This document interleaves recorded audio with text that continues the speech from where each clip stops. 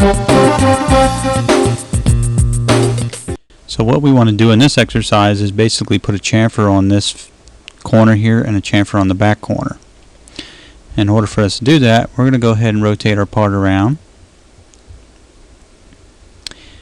And then what I want to do is just click on the front plane just to see where our front plane is coming from. And then we're going to go to our CamWorks tab, Features tab, and we're going to right click on Turn Setup 1 and tell it to suppress those features, and do the same thing in the operations tree. Right click, suppress Turn Setup 1. Next thing we do is go back to the CamWorks Features tab, and we're going to go to Stock Manager, right click, and tell it that we want to insert another turn setup. Now you'll notice a little dialog box shows up, and we still have the turn setup from where the first one was. What we want to do is move that down here. But the first step we have to do is we have to send the Z positive leg in the proper direction. But we want to machine from this end, we want the Z positive leg pointing this direction. So what we do is we say reverse direction, and then we click OK.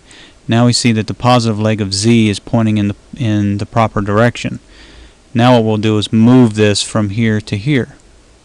So if we go to the operations tree, you'll see turn setup 2. We'll edit the definition on that. We want to tell it automatically, this is the origin. We want it to be derived from automatic, and we're going to tell it to go to the other end. And here we have it on this face. And of course, if you wanted to, you could shift it. You can offset that origin back into the part or on the face of it.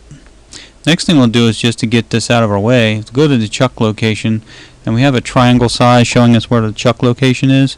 We'll just set that to 5 thousandths or 2 thousandths, whatever, and it's just a small indicator now. We can hardly see it.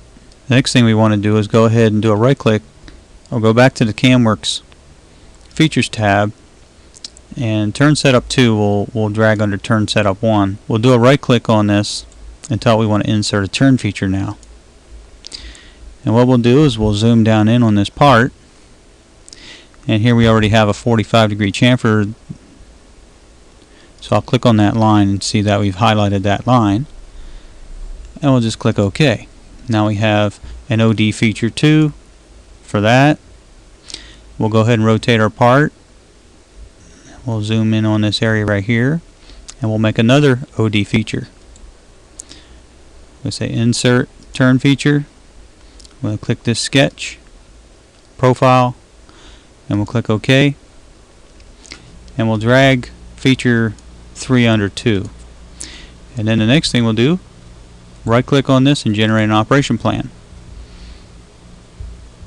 This was to cut the chamfer over here. Now we have an operation. We have a roughing operation, which we can delete. We're not going to use. This chamfer is not that big. It's only 30 thousandths. We'll do a right click on here and tell it to generate a toolpath. And here you see that we have a toolpath. Basically, the tool's going to come down here, feed in, and feed up the chamfer.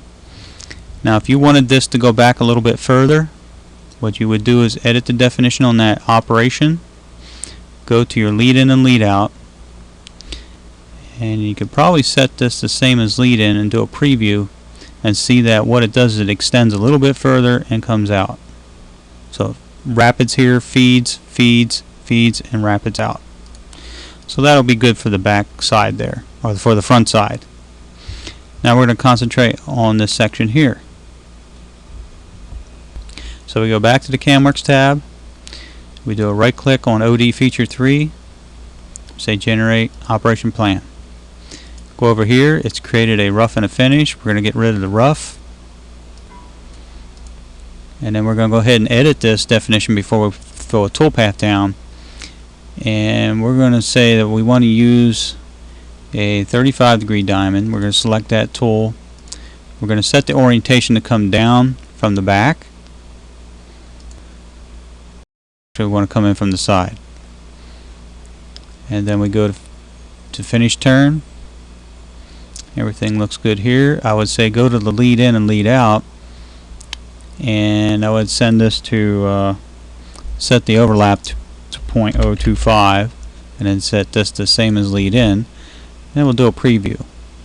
Now here you see that the tool would actually be cutting into the part, So what we want to do is come back here to finish turn and tell it to not consider the work in process. Say that we want to do a turn first. Now we have the proper sequence.